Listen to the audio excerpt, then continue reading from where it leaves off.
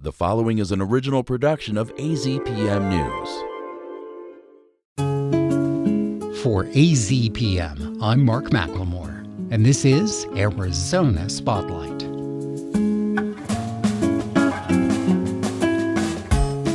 Coming up, a book called The Gales of November looks back 50 years to the wreck of the SS Edmund Fitzgerald on Lake Superior. Author John Bacon shares what it was like to write about this uniquely remembered tragedy. Nature writer Rebecca Doyle shares a story about getting to know a tiny hummingbird with a big personality. And visit an exhibition at the Mini Time Machine Museum of Miniatures that celebrates the groundbreaking special effects created by a filmmaking legend, Ray Harryhausen. Those stories are next on Arizona Spotlight. Monday, November 10th of 2025, marked the 50th anniversary of the wreck of the freighter the SS Edmund Fitzgerald, which was caused by a storm on Lake Superior. It was a modern tragedy, but rather than being forgotten like many others, the sadness of the loss of its crew of 29 men became everlasting due to a powerful song written by Canadian troubadour Gordon Lightfoot. Earlier in 2025, an exhaustively researched book by John U. Bacon called The Gales of November, The Untold Story of the Edmund Fitzgerald was published. Bacon is a native of Michigan with a lifelong interest in the history of the Great Lakes and the Maritimers' lore that surrounds them. These things are also true of AZPM's Michael Dauphiné, a familiar voice to listeners of NPR 89.1, and so I asked Michael to conduct this interview. John, how did this story first come to your mind? Like you, I grew up in the state of Michigan, so I was 11 years old when it happened. I do recall that, actually. I was in sixth grade, and then, of course, the song came out, so it's on all our minds. But having grown up on the Great Lakes, you can't help but think about it when you look across these vast inland oceans. And then 20 years ago, I pitched it to my agent at the time, who declined. Then 5 years ago, I've got a different agent, so I tried again, and it worked. You conducted, I believe, over 100 interviews for this book, and your reader really gets to know the crew and the surviving families and loved ones. Tell us about the Fitz's crew. Sure. Shipping itself, and you grew up on Port Huron, Michigan, which is watching all the sailboats, the freighters go by. So that's part of the story as well. But being surrounded by sailing, I really didn't know anything about it, which is kind of amazing. And when we say sailing, we're talking about, cargo ships, freighters, and so on. And I thought of why. There are only 30 crew per ship, and there were only 300 ships in the heyday in 75 on the Great Lakes. That's only 9,000 guys spread out over 8 states and the province of Ontario. So you're not going to meet them, and then even if they live next door, you're still not going to meet them because they're on a ship 9 months out of the year. So one of my real goals here is to get to know what it's like to be on one of these ships. What are the jobs like? What's your average day like? What's a different day like? What are the ports like? The life on board, the life on shore, and what are your families like, and where do they live? So I wanted to find out all that in this book, and I think we did a pretty good job of that. And a few of them, for example, there's Michael Binden, 47, a first chief engineer assistant, higher-ranking guy on the ship. He was about to celebrate his 25th anniversary with his wife, Helen, and about to retire also. And the day before the ship left on November 8th, 1975, he goes next door to Duluth and gets a 22-carat diamond ring to celebrate their 25th anniversary. And for reasons, Michael, I still don't know, he, instead of stuffing that in his duffel bag and, of course, traveling back to Toledo, where his wife is waiting for him, he gives it to a friend of his and says, "Please mail this to my wife," and with a little love note wrapped around the case. And, of course, you know what happens. The ship goes down, and 3 or 4 days later, she gets the ring in the mail, and she wore that the rest of her life, and she never remarried. So a lot of stories like that. These lakes are actually more dangerous to commercial sailors than is the Atlantic Ocean, which blew my mind. And I had to hear that, Michael, several times before I believed it. This is for a variety of reasons: saltwater versus freshwater, the location of the storms 1,000 miles away or right over your head. But these things, they say, are more dangerous. And from 1875 to 1975, there were 6,000 shipwrecks on the Great Lakes. That's one per week, every week for a century, losing 30,000 crew That's one per day every day for a century. So these things are enormous and incredibly dangerous. And all that was news to me. There's already a lot written speculating about what ultimately led to the Fitz sinking. Lots of factors. There was unpredicted weather. There were some new construction techniques on the ship. There could have been some corporate greed involved. In your estimation, what happened? Great question. Hard to answer quickly, but I'll do my best.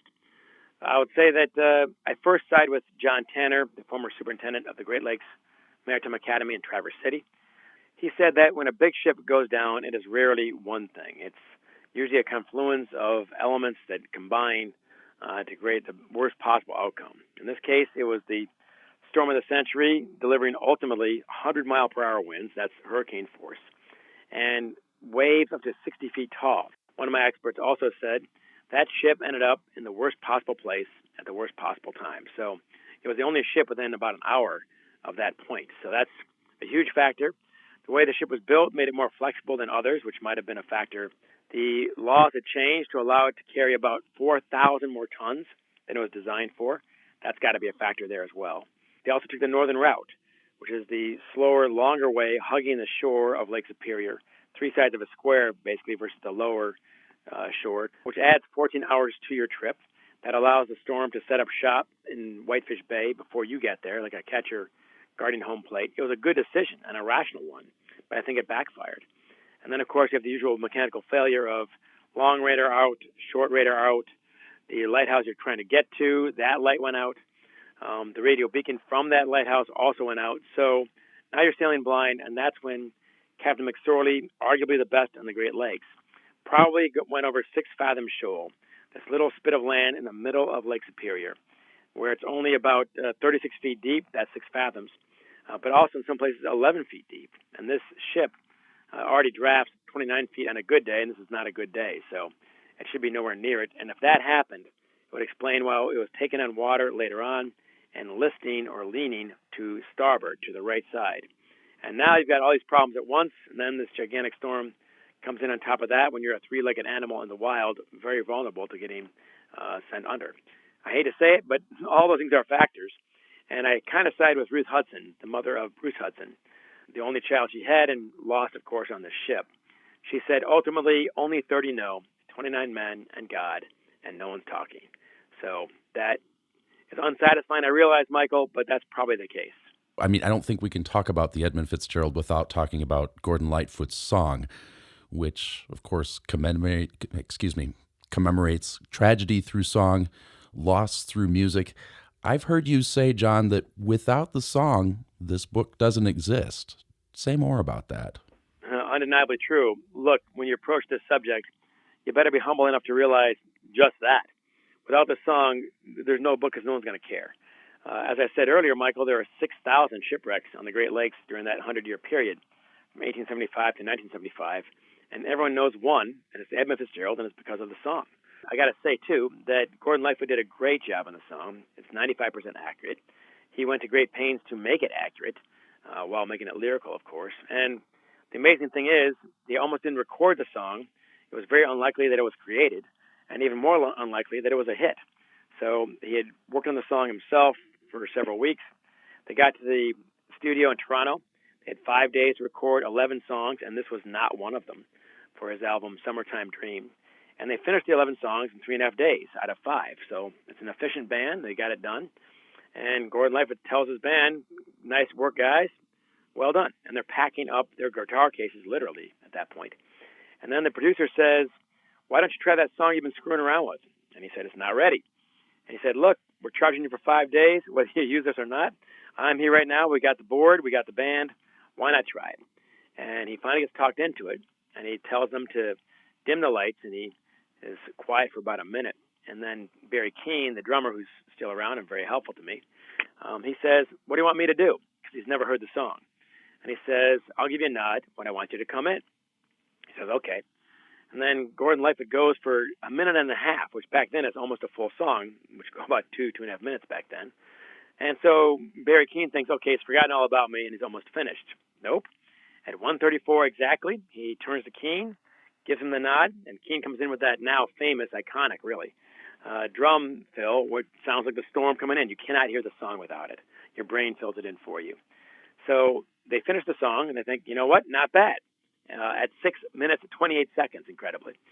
Say, let's try it again. They tried it again that day 4 or 5 more times. They tried it again the next day, their off day, 10 more times. And never was it better than it was the first time they even tried it. And Barry Keane told me that first takes happen once in a while in the business, but the first time he ever played it, never, ever, ever, ever, ever. The song you hear on the radio to this day is the first time the band ever even heard the song. And that's how incredible it is. And I asked Keane, how did that even work? And he said, man, this is not a song that you think your way through. This is a song that you have to feel it for it to work. We felt it strongest the first time. John, thank you so much for the talk today. I really appreciate your time. Well, thank you, Michael. A lot of fun. That was my colleague and true Michigander, Michael Dauphiné. He spoke with John U. Bacon about his book, The Gales of November, The Untold Story of the Edmund Fitzgerald. Anyone with a garden or who supplies a water source for birds has the potential to make some friends in the desert. Next, nature writer Rebecca Doyle shares a story about one such repeat visitor to her yard with a personality much larger than her size might suggest. Rebecca Doyle is an outside contributor to the show, and her opinions are her own. I can distinctly recall the first time I met some of my friends. Usually, an event or memorable incident fixed the occasion in my mind. With other friends, our friendship evolved more gradually. It was like that with Costa, the unoriginal name I bestowed upon a female Costa's hummingbird who took up residence at our feeder sometime around last August or September. Visibly smaller than other backyard regulars such as Anna's hummingbirds, Costa's short stature is more than compensated by their stouter shape. Both sexes are grayish-white below with the metallic green back.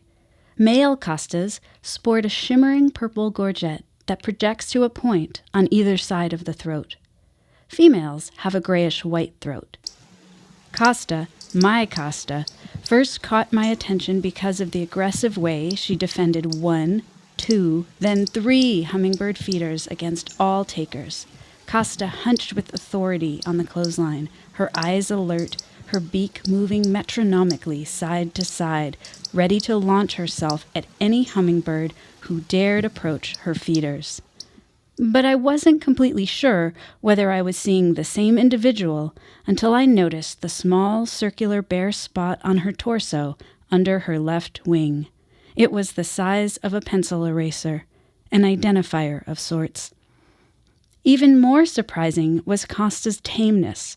Most hummingbirds scattered if we accidentally wandered too close to the feeders, but not Costa. She seemed to regard me with benign indifference. I fantasized wearing a tiny feeder on my finger as though a mini teacup and inviting her for a tea party.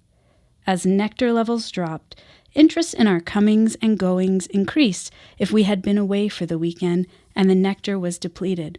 Costa would fly up to the sliding glass as I opened it to greet the day. This was the signal for my husband to get to work cleaning the feeders and pouring fresh sugar water into them. Costa would micromanage the entire operation, darting between the feeder on the ground beside the hose and the branch where it should be hanging were he not taking so long. I could easily imagine her long, thin black bill, a pincer grip on his collar, leading him around if he didn't comply with her directions. Afterward, Costa would move systematically among the newly replenished feeders, sipping the drops of freshly leaked nectar suspended below. She eventually trained my husband to shake the feeders between refills, releasing more delicious droplets. Apparently, sugar water tastes better that way. We had become beholden to a bird whose weight approximates a penny. As with some friends, when you cannot quite remember the last time you got together, one day we realized we had not seen Costa in a day or two. Or maybe it had been 3 or 4. For several weeks this spring, I opened the door in the morning and there was no Costa. It seemed hard to imagine her leaving the urban abundance of nectar feeders in a drought year where natural blooms were harder than ever to find. Traditionally, this species migrates to coastal scrub in Mexico or California for the hot summer months, But desert cities like Tucson, with backyard nectar subsidies, encourage year-round living. Had she found a better feeder in the neighborhood? Or, perhaps as the days lengthened and temperatures rose, she understandably left to spend the summer by the sea, sipping from tuberosa flowers in Sonora. Soon after, we noticed a female costas hawking insects over the wash, but didn't see her well enough to know if it was the costa. Could it be her? Perhaps she disappeared to sit on a nest and was now collecting insects to feed her young.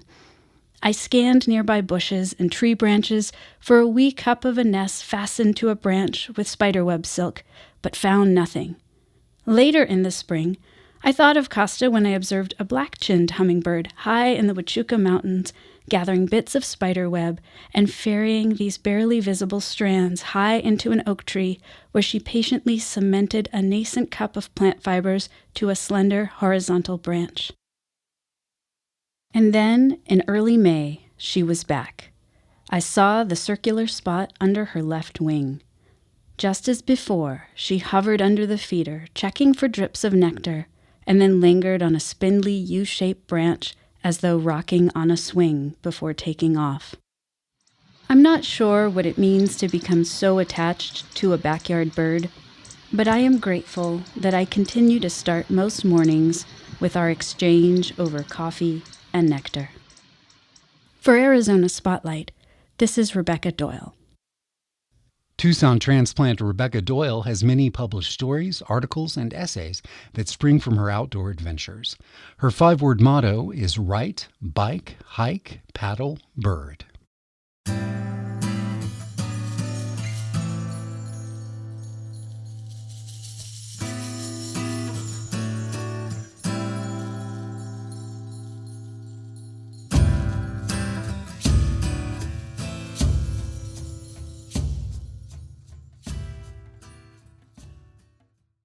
I doubt that a 13-year-old Ray Harryhausen suspected that his entire life would be transformed when he went to see King Kong in 1933, the year of its release. But it did transform his life, and the amazing film work that has emerged ever since will continue to transform the lives of film lovers for the rest of human history.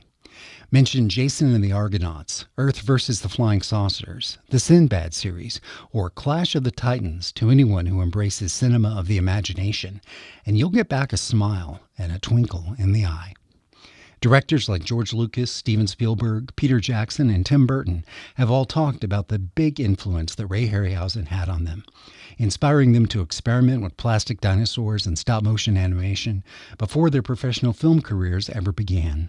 Harryhausen passed away in 2013, but many of his most famous models, the actual creations that Harryhausen would sculpt and build himself before making them come to life through the process he called dynamation, they're on display right now in Tucson.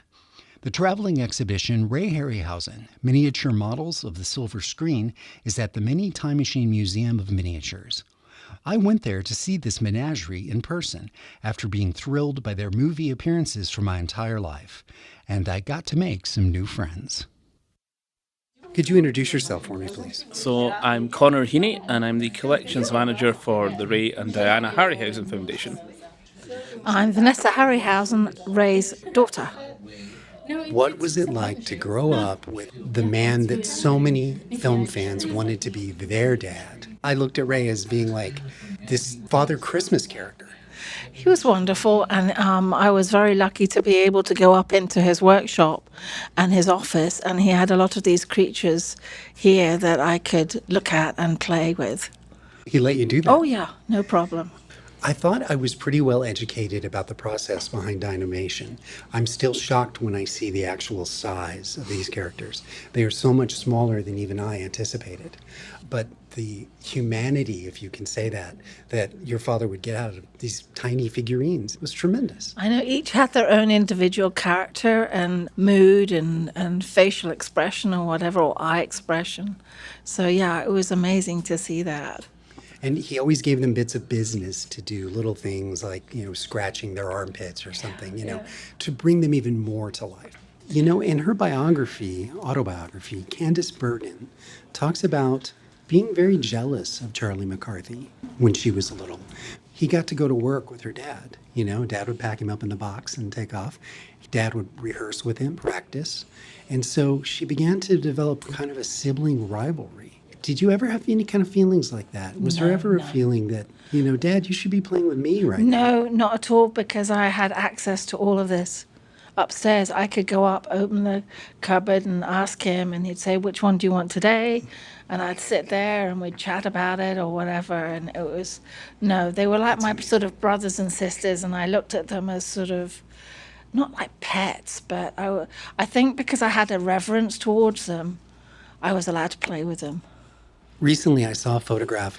It was a collection of luminaries, including Ray Bradbury, Ray Harryhausen, Isaac Asimov, Arthur C. Clarke, and of course, Forrest Ackerman, Vincent Price. Mm-hmm. Do you have any special memories from your childhood of this sort of cadre of famous uncles that you had sort of inherited? Well, Daddy always used to see Ray Bradbury and Uncle Fari.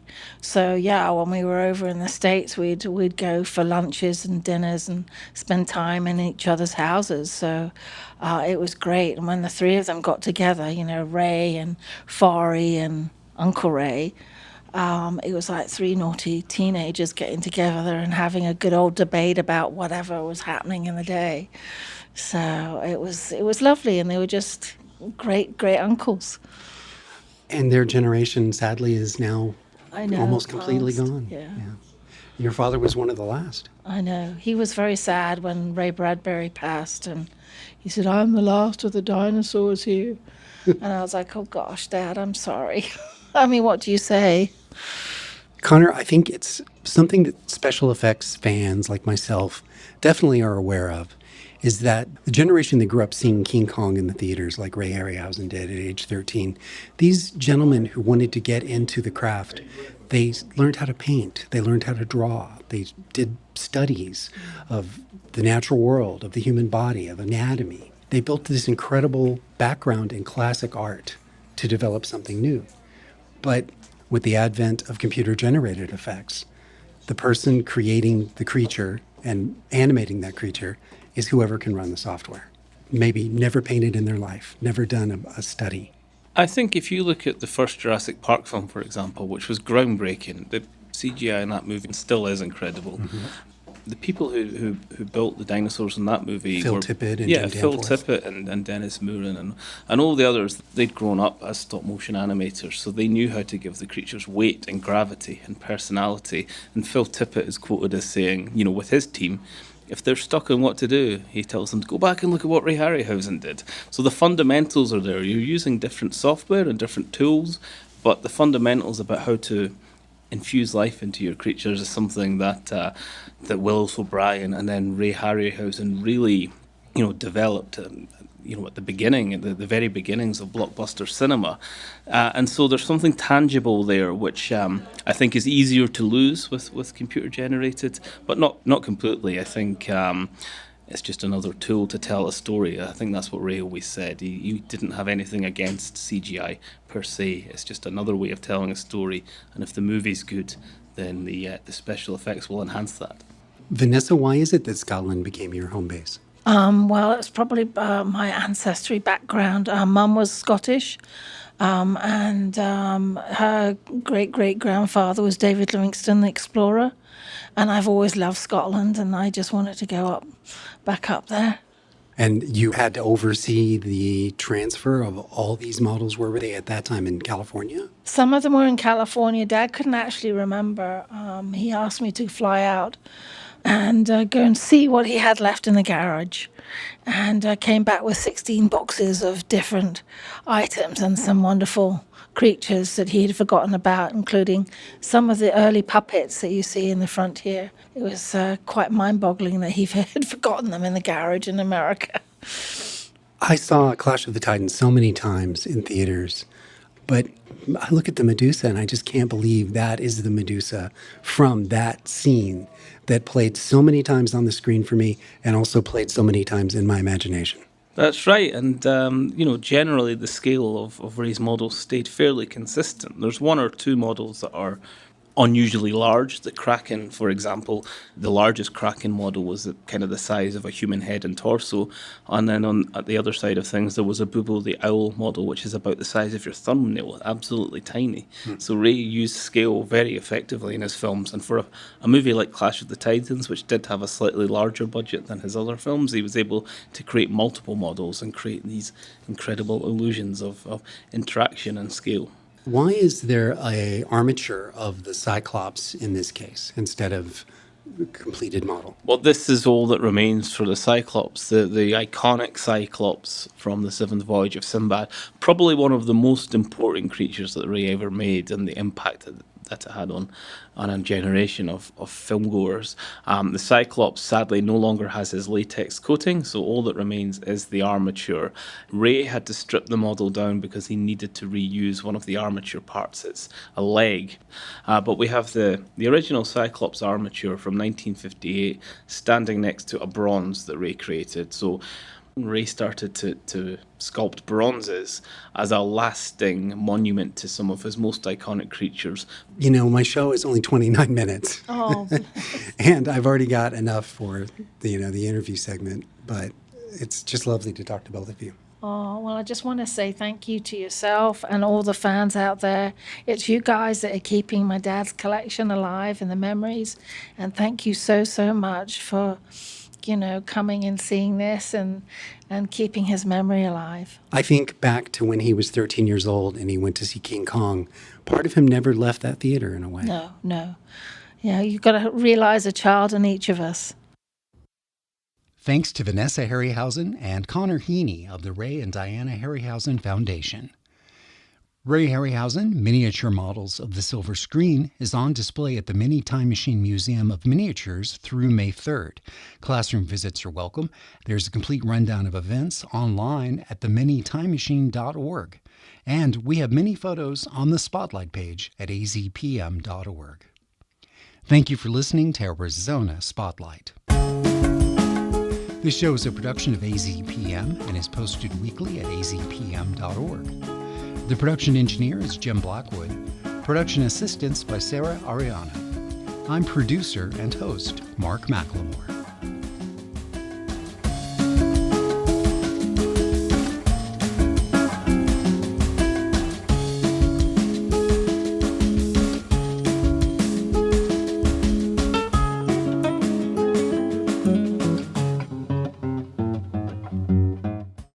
This has been an original production of AZPM News.